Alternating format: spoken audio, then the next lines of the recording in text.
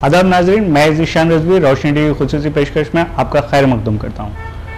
हिंदुस्तानी कानून के बारे में आपने सुना भी होगा, पढ़ा भी होगा, लेकिन जानने के लिए, अवाम को शऊर बेदारी करने के लिए हिंदुस्तानी कानून से रोशनी टीवी की जानिब से एक पहल की जा रही है, जहाँ हमने काफ़ी वकीलों के ज़रिए कानून की मालूमात अवाम तक पहुँचाई है। वहीं आज हमारे साथ मौजूद है ज़िले निज़ामाबाद के फैमिली कोर्ट जज शौकत जहान सिद्दीकी, जो खुद अपने आप में काफ़ी तारीफ़ के काबिल है और काफ़ी इल्म का मजमुआ है। उन्होंने लॉ की प्रैक्टिस की, साइंस की प्रैक्टिस की और बाहैसियत जज गुज़िश्ता कई सालों से अपनी खिदमत अंजाम दे रहे हैं। इस इंटरव्यू का मकसद यही है कि इस माह की जो 12 तारीख को नेशनल लोक अदालत का इनेकाद अमल में लाया जा रहा है, जिससे अवाम ज़्यादा से ज़्यादा इस्तेफ़ादा हासिल करें और ये लोक अदालत होता क्या है और इसमें किया क्या जाता है, इससे आवाम को वाकिफ़ करवाने के लिए आज का हमारा ये इंटरव्यू का इनेकाद अमल में लाया जा रहा है।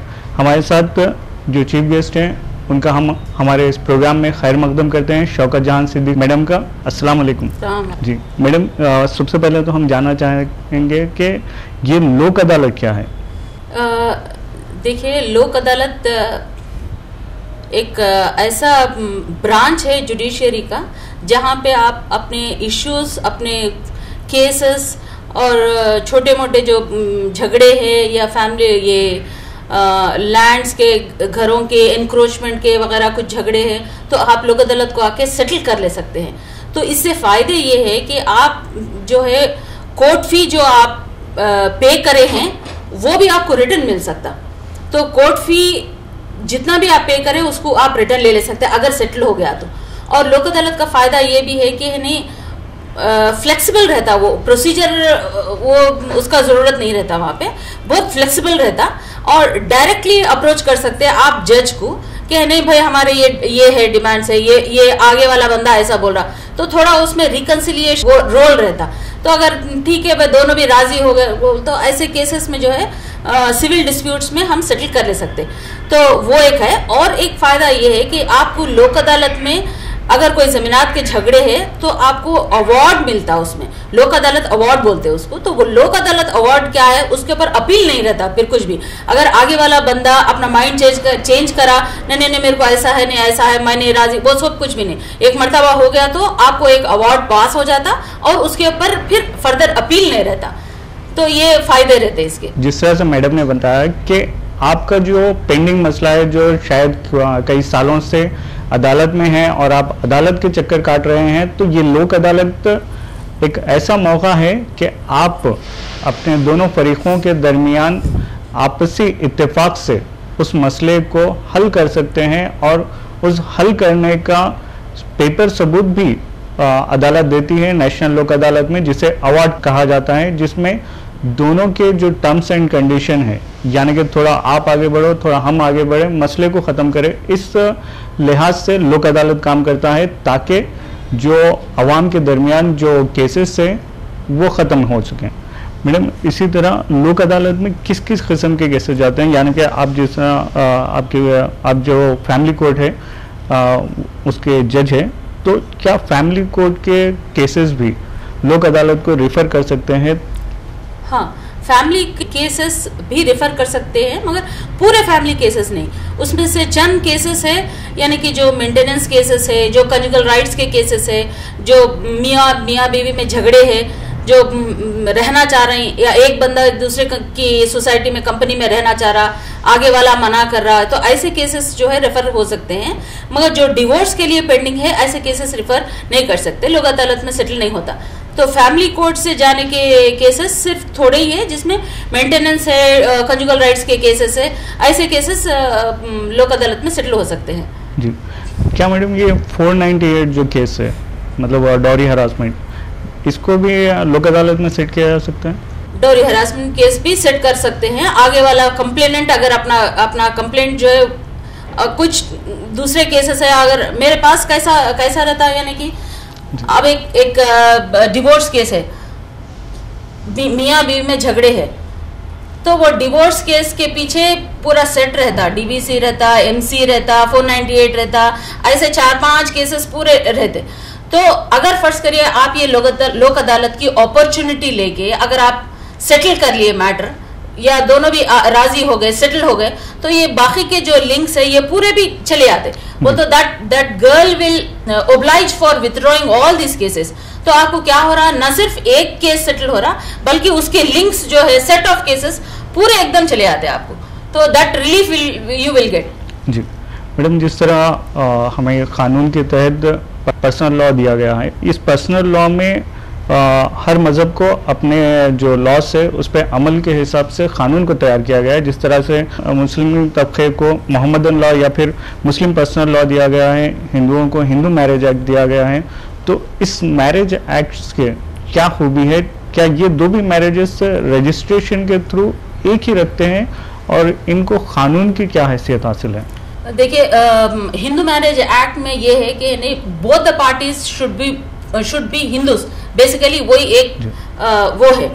और दूसरा क्या है, एज लिमिट वगैरह देखते हैं उसमें, जो एज होना चाहिए मेजॉरिटी दोनों का।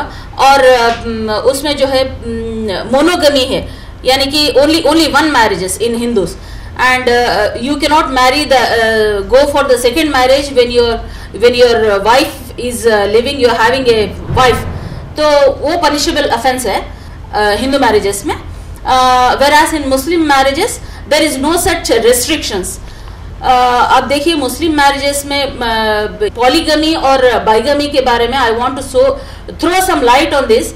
ये क्या है कि नहीं, बाइगमी या पॉलीगमी अल्लाह ताला ने इसको कंपलसरी नहीं बनाया, एक ऑप्शन दिया है आपको। You are not supposed to marry 4 compulsorily, or you are not given a choice। आपको चॉइस है आप 4 मैरिजेस कर लिए, ऐसा नहीं है। हुजूर सल्लल्लाहु अलैहि वसल्लम ने रिकमेंड किया only 1 marriage. When you are unable to give uniformity और unable to equalize all the wives, then you should go for 1 marriage. ये है कुरान शरीफ में, it is only permitted, permission दिया गया है आपको। सर्टेन कंडीशंस है जिसमें कि you can go for bigamy और पॉलीगमी। तो मैरिजेस में ये है। और एक इस पर भी मैं थोड़ा लाइट थ्रो करना चाह रही हूँ कि मेंटेनेंस, अब आप बोले मेंटेनेंस बोल के, तो 125 CRPC के नीचे मेंटेनेंस बोल के डालते। तो anyway if both the parties are Hindus, they can file maintenance and the maintenance will be granted. Now the 125 under 125 section 125 CRPC, whether Muslim women can take maintenance बोल के, अब वो जो हमारे शरीयत में है वो ओनली आपकी इद्दत पीरियड तक आपको मेंटेन करने का है। शरीयत के हिसाब से we are entitled for maintenance by a divorce wife only during the period of iddat, there after you are not entitled. इसको जो है Supreme Court, honourable Supreme Court के सामने 1985 में शाबानो के केस में सुप्रीम कोर्ट ये बोले कि यानी 125 CRPC is applicable to Muslim women also, divorced Muslim women also। तो जब ये जजमेंट आया थोड़ा अप्रोर हुआ लोगों में कि नहीं पर्सनल लॉ है ये, the court can not do like this, 125 CRPC should not be applicable to Muslim divorce women बोल के। लेकिन उसके बाद में जो है अभी ये जो मुस्लिम प्रोटेक्शन ऑफ वुमेन्स राइट आया, उसमें जो है फिर एक Iqbal Bano versus state of UP I think, तो उसमें ये कहा गया कि नहीं इद्दत पीरियड का जो आप मेंटेनेंस मांग रहे हैं वो इतना मेंटेनेंस मुस्लिम डिवोर्स वुमेन को देना चाहिए कि that it covers your the other life. तो वो उसमें डिसाइड किया गया सुप्रीम कोर्ट। तो फिर उसके लिए भी है नहीं थोड़ा लोगों में वो हो गया, उसके बाद में अप्रोर हो गया, लोगों में थोड़ा कॉन्फ्लिक्ट हो गया, वो हो गया। तो फिर लेटेस्ट 2007 में या 2009 में, I do not remember exactly, I think it is 2007 में इकबाल बानो वर्सेस इमरान खान, ये केस में सुप्रीम कोर्ट ये बोले कि यानी section 125 is not in conflict with Muslim personal law. So as on today the status is that कि Muslim divorce women is also entitled for maintenance. जी, तो खुलासा ये है कि ऐसे खवातीन जो ऑलरेडी डिवोर्सेस है वो भी मेंटेनेंस डाल सकती है और खुद मेंटेनेंस हासिल कर सकती है, ये भी एक उनका कानूनी हक है। मैडम, जहाँ तक मेंटेनेंस की बात है, जिसके बारे में वो खवातीन कभी भी या फिर डिवोर्स, अगर आप कोई ऐसे खातून है जो ऑलरेडी जिस तरह से काजी के पास उनका डिवोर्सनामा हो चुका हो, तलाक हो चुका हो, ऐसे खवातीन भी मेंटेनेंस के लिए अपना राइट्स के लिए केस डाल सकती है? डाल सकती है। As on today, the provision is that section 120 under section 125 CRPC, a Muslim divorced woman can also file for maintenance as on present day. तो इसके लिए कोई वक्फा है या फिर 1 साल 2 साल? नहीं, ऐसा कोई लिमिटेशन नहीं है, कभी भी डाल सकते जी।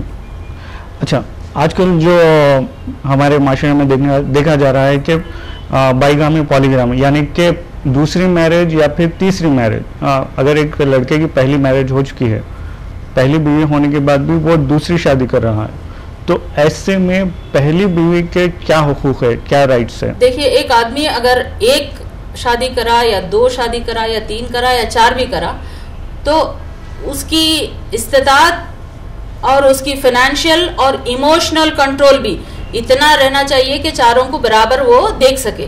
तो अगर वैसा देखने की उसकी कैपेसिटी है तो he can go for another marriage, otherwise it is for him to stick to one marriage.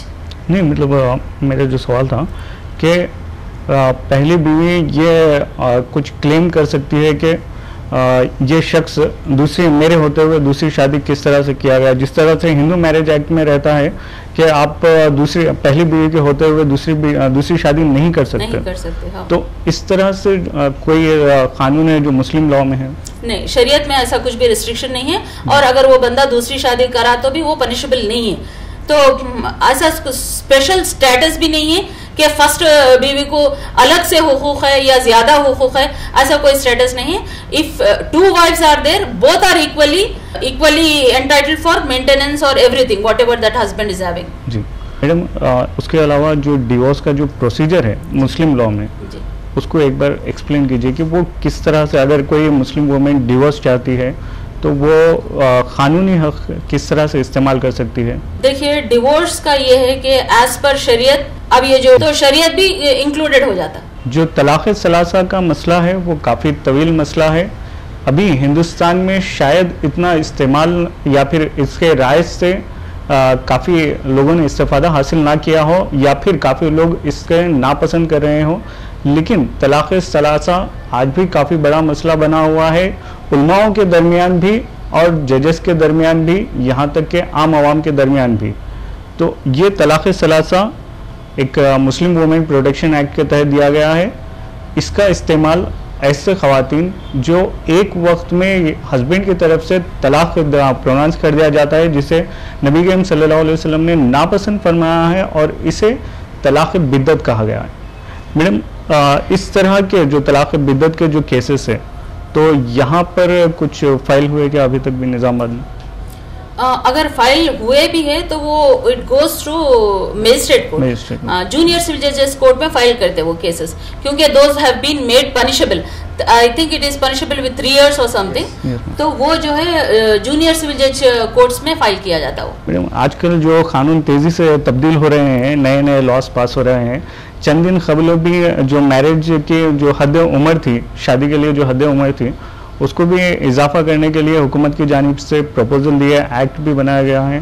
तो अवाम में हलचल है कि क्या ये एक्ट इम्प्लीमेंट हुआ या नहीं हुआ, कब से होगा? बोल अभी तो that has not been enacted as yet. अभी तो वही जो कानून, पिछला कानून है वही चल रहा है कि boy should be 21 years of age and girl should be 18 years of age. तो अभी इनैक्टमेंट अभी नहीं लागू हुआ वो। So unless and until it comes as an enactment and act नहीं बना, जब तक वो लागू नहीं होता, that's only still under the process. जी मैडम, आफ्टर डिवोर्स जो बच्चों की कस्टडी रहती है, तो क्या मुस्लिम पर्सनल लॉ में क्या उसूल और ज़ाबित है कि बच्चों के हुकूक किस तरह से दिए जाएंगे? डिवोर्स केसेस में नहीं, डिवोर्स के बाद जो गाइडेंसशिप है बच्चों की कस्टडी, देखिए अब शरीयत के हिसाब से तो ये है कि नहीं, बच्ची माइनर बच्ची है तो उसकी बालिग उम्र तक माँ को कस्टडी दी जाती है, और अगर माइनर बच्चा है तो है नहीं 7 साल की उम्र तक माँ के पास, उसके बाद में बाप के पास। जनरल रूल है, अनलेस अदरवाइज प्रूव। अगर अदरवाइज प्रूव किया जाए कि नहीं या माँ या बाप दोनों में से कोई मेंटल कंडीशन उसकी हालत सही नहीं है, या कोई चाइल्ड अब्यूजर है, या कोई ड्रग अब्यूजर है, तो वो अलग मामला रहता उसके वो। तो इसीलिए अनलेस अदरवाइज प्रूव्ड, ये है हिसाब मुस्लिम कस्टडी केसेस में। जनरली ये है कि बालिग उम्र तक अगर बच्ची है तो माँ की कस्टडी में दी जाती है, उसके बाद में माइनर बॉय अगर रहा तो 7 साल तक माँ के पास है। जनरल रूल है ये, माँ के पास, उसके बाद में बाप को दी जाती है। तो एक और बात भी मैं कहना चाहूंगी कि नहीं, अगर फर्ज करिए अगर कोई माँ या बाप में से कोई भी ये कस्टडी बैटल जीते हैं तो इसका कतन ये मतलब नहीं है कि अदर पेरेंट जो है अपना राइट लूज कर लिए हैं। अपने बच्चे के ऊपर दोनों पेरेंट्स का बराबर हक है, तो उसका मतलब ये है कि नहीं, दोनों का माँ और बाप का बराबर हक है। कस्टडी बैटल जीतने से हक खत्म नहीं हो जाता। और एक क्या है कि नहीं, कस्टडी बच्चे की कस्टडी डिसाइड करने से पहले कोर्ट जो है माइनर बच्चों से खुद पूछता, क्या बेटा आप माँ के पास रहना चाह रहे हैं या बाप के पास रहना चाह रहे हैं, क्योंकि नहीं बच्चे की रजामंदी बहुत जरूरी है। It is primary importance. बच्चा क्या चाह रहा, अपनी माँ के पास रहना चाह, जबरदस्ती नहीं करता कोर्ट, क्योंकि बच्चे का well being is the primary concern of the court. तो हम बच्चों के जहन के खिलाफ जाके डिसाइड नहीं करते। तो यूजुअली हम लोग ऐसा 4-5 क्वेश्चंस डाल के बच्चों की जहनियत क्या है जानने की कोशिश करते, सो उनका ओपिनियन लेते। तो जनरली 8 साल 9 साल के बच्चे हैं तो अपना ओपिनियन दे सकते हैं कि कहाँ पे रहना चाह रहे हैं, किससे ज्यादा अटैचमेंट है, तो वो उसके बेसिस के ऊपर हम कस्टडी का डिसाइड करते हैं। जी, अगर वालिद या वालिदा किसी एक का इंतकाल होगा और ग्रैंड पेरेंट्स बच्चों की कस्टडी के लिए चैलेंज कर सकते हैं? चैलेंज कर सकते हैं if they prove that the father has contacted the second marriage or the mother is already, the second wife of the father is already having children, so probably these children may not be looked after in a better state. तो ऐसे time पे parents आके कर सकते हैं। Otherwise father if he is affectionate towards all his children, obviously every father will be affectionate towards all his children, whether it is through first wife और second wife, it doesn't matter to him, because both the children belongs to him only. तो अगर वो बंदा सही है तो उसको challenge जरूरत नहीं है। वो नहीं, अगर ऐसा है कि नहीं बच्चों को घर में सही से उन लोगों को देखभाल नहीं हो रही, दूसरी माँ आने से कुछ ज्यादा बच्चों को वो हो रहा, मेंटल हैरेसमेंट हो रहा, या बच्चों की बहुत ज्यादा तकलीफ हो रही है, ऐसे टाइम पे चैलेंज कर सकते हैं, ग्रैंड पेरेंट्स चैलेंज कर सकते हैं कस्टडी। मैडम, आजकल के पीरियड में जो फैमिली कोर्ट पे केसेस का बर्डन बढ़ता जा रहा है, इसके लिए या फिर जज अदालत की जानिब से या फिर हाईकोर्ट की जानिब से क्या नए इक़दाम लिए जा रहे हैं? Arbitration district legal services authority बल्कि एवरी डिस्ट्रिक्ट में रहता वो, वहाँ पे आपको रिकंसिलिएशन बिठाते, बात कराते दोनों को।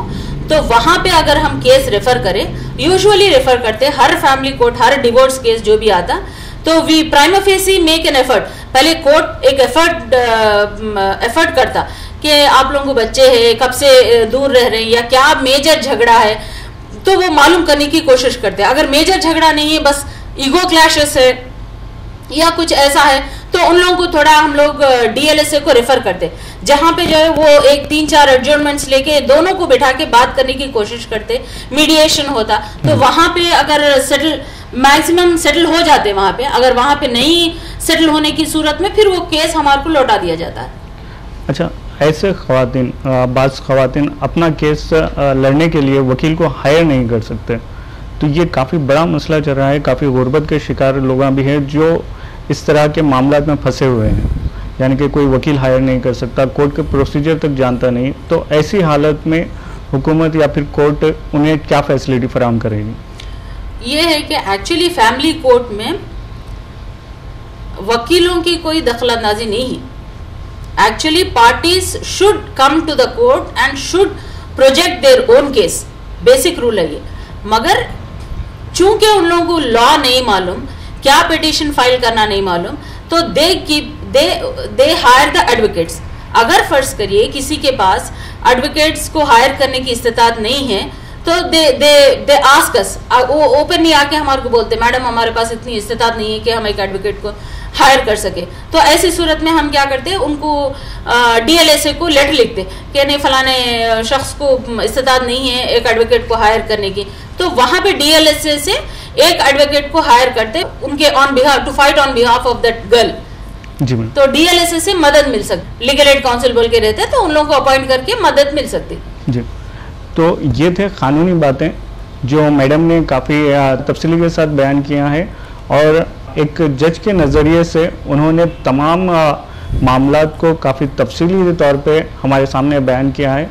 मैडम, एक पर्सनल क्वेश्चन भी करना चाहूँगा कि आप एक मुस्लिम माशरे से ताल्लुक़ रखती हैं, आपने काफ़ी अच्छी तालीम हासिल की है, और आपका जो सफ़र रहा वो भी अगर आप हमारे पब्लिक के साथ शेयर करें तो उनके लिए भी एक इंस्पिरेशन रहेगा कि आप एक जज के ओहदे तक, जो जिसके लिए मैं जहाँ तक समझता हूँ काफ़ी पढ़ना पड़ेगा, काफ़ी हार्डवर्क भी करना पड़ेगा। और हमारे जो सीनियर्स थे वो कहते थे कि अगर जज के लिए और IAS के लिए प्रिपेयर होना हो तो IAS के लिए हो जाओ, लेकिन जज के लिए ना हो।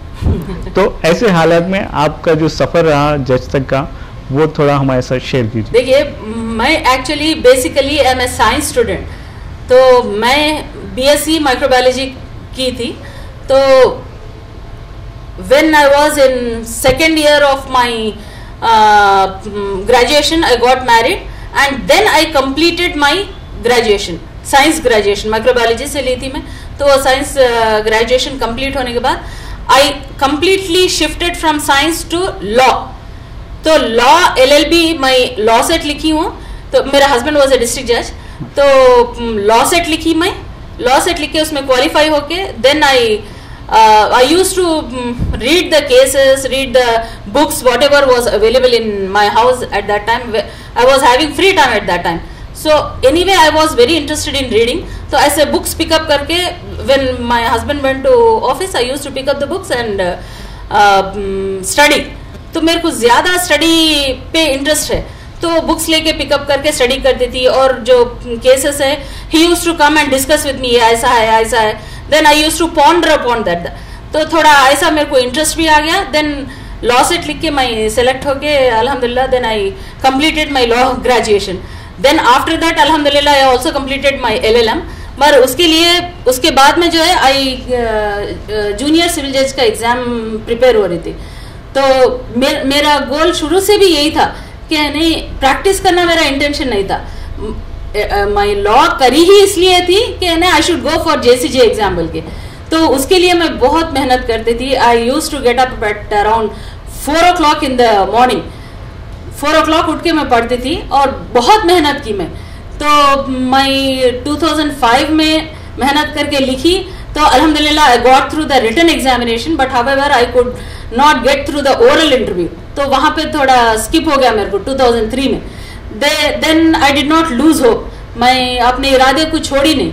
देन आई अगेन कंटिन्यूड, मैं और एक अटेम्प्ट करना, बल्कि मैं फिर आई विद द सेम स्पिरिट, ठीक है ये मेरी किस्मत में अल्लाह ताला ने नहीं लिखा होगा और कुछ बेहतर है, बल्कि मैं then I continued the same spirit. तो 2005 में जब मैं लिखी तो अल्हम्दुलिल्लाह I got through the written examination and I got through the oral examination also. And I should say this thing that I was the only Muslim candidate in my batch which has been selected in 2005 अल्हम्दुलिल्लाह। तो इसके लिए आपने जहाँ तक जज का सफ़र था, जिस तरह से आपने बताया कि एक बार आपको ओरल इंटरव्यू में आप नाकाम हो गए थे, फिर उसके बाद आपने किस तरह से और एक बार तैयारी की, यानी कि जो स्पेस था उसमें आपने रेस्ट ले लिया या फिर आपके जो फैमिली सपोर्ट रहा? मेरा फैमिली सपोर्ट, मेरा हस्बैंड का सपोर्ट फुल था मुझे। एक बार तो आई यूज टू जस्ट बिकम लो, थोड़ा मेरे को वो हो जाता था कि एक अटेम्प्ट करी, इतनी मेहनत करके नहीं आया तो दूसरी बार फिर करो क्या। मगर my husband was back support, my parents were back support. इस दरमियान में फिर मैं I have to handle my children also. तो I should tell you this thing also, when I wrote my LLM examination were the instances which I remember and cherish also। तो मैं अल्हम्दुलिल्लाह उसको बहुत वो करती हूँ मैं, कहने अल्लाह ताला मेरी मेहनत को कबूल करा, अल्लाह ताला मेरे को। तो आपका जो जज के बाद जो सफ़र रहा, तो आपने कहाँ पर अपनी खिदमत अंजाम दी और मैं ये कहना चाहूँगा कि आप एक खातून हैं, आपको घर की ज़्यादा जिम्मेदारी रहती है, फिर उसके बाद ये आपके कंधों पे ये पूरे निज़ामाबाद की भी जिम्मेदारी है, तो ये दो जिम्मेदारियां आप किस तरह से बैलेंस कर रही हैं? मैं देखिए, फर्स्ट पोस्टिंग मेरी निज़ामाबाद ही थी। यहाँ पे I was posted as excise magistrate for 2 years. I worked over here from 2005 to 2007. Then I was transferred to Guntur. तो गुंटूर के बाद गुंटूर में 1-2 साल करके फिर then I was transfer to Hyderabad. City civil court में करी मैं 4 साल। उसके बाद में then I was transfer to Narsapur Medak district. वहाँ से फिर रंगारेड्डी को ट्रांसफर हुई, फिर वहाँ थोड़े दिन काम करके 1-2 साल, फिर then I was transfer to Memnagar. There I work for about 1 year and then I was posted here. तो अल्हम्दुलिल्लाह ऐसा कुछ जिम्मेदारी के बारे में मेरे को कुछ तकलीफ नहीं समझ में आती, क्योंकि I do not mix the things. यहाँ का मैं यहाँ पे वो करती हूँ। एक मरतबा ऑफिस को आई बोल तो मेरा माइंड पूरा यही रहता, what dictation has to be given, what are the cases to be for orders to be passed, मेरे को वही रहता। अब एक मरतबा घर को चले गए बोलते then I concentrate on my children and my family. So अल्हम्दुलिल्लाह अभी तो मेरे बच्चे बड़े हो गए। So when it was that was the time when my children were younger, मगर मेरे को तभी भी तकलीफ नहीं थी, क्योंकि नहीं घर पे मेरे हस्बैंड के नौकर वगैरह अटेंडर्स वगैरह थे, तो मेरे को अल्हम्दुलिल्लाह टाइम मिल जाता था पढ़ने के लिए, तो उसमें भी मेरे को कुछ ज़्यादा तकलीफ नहीं हुई अल्हम्दुलिल्लाह जी। तो मैडम का जो सफ़र था वो आज के ख़वातीन के लिए एक सबक है, और आज का ये सवाल भी हमारे ख़वातीन के लिए था जो अक्सर अपने घर की जिम्मेदारियों में अपनी काबिलियत को खो बैठती हैं। कई टॉपर्स भी हैं जो शादी के बाद सिर्फ घर के हद तक ही महदूद हो जाते हैं, वो पर्दे में रहते हुए अपनी कामयाबी को भी बता सकती हैं, जिसकी एक ज़िंदा मिसाल हमारे जज मैडम है शौकत जहान सिद्दीकी। आप इनका नाम याद रख लीजिए, जब भी आप किसी मोटिवेशन की ज़रूरत समझे तो आप इनका नाम याद रख लीजिए, और ये वीडियो भी आप सेव करके कभी देख सकते हैं। मैं एक गर्ल्स को बोलना चाहूँगी अपने माशरे के कि नहीं, अगर आपको पढ़ना मकसद है, अगर आपको आगे बढ़ना मकसद है, तो आपको दीन कभी भी नहीं रोकेगा। आपको दीन नहीं रोकता, पढ़ने से नहीं रोकता, आगे बढ़ने से नहीं रोकता। You have every right.